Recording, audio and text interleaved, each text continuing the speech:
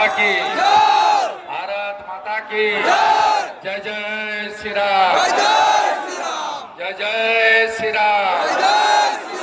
दुनियार हिंदू, दुनियार हिंदू, दुनियार हिंदू।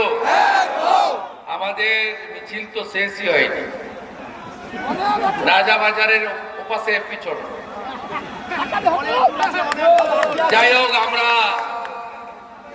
হাইকোর্টকে ধন্যবাদ জানাই। আমার তো এই শহরে জন্ম, ছাত্র রাজনীতি করেছি, শাখায় গেছি, এনএসএস করেছি। ববদা আছে, আমাকে চেনে। তা আমরা এনএসএস করেছি গ্রামে গ্রামে গিয়ে, পদ্মপুকুরিয়া থেকে দারুয়া পর্যন্ত কাউন্সিলর ছিলাম। এই শহরে মিছিল করতে হবে হাইকোর্টে গিয়ে পারমিশন নিয়ে, এটা আমার প্রথম অভিজ্ঞতা হল। আপনারা কি ভাবছেন চিরদিন থাকবে নাকি? না, মমতা থাকবে?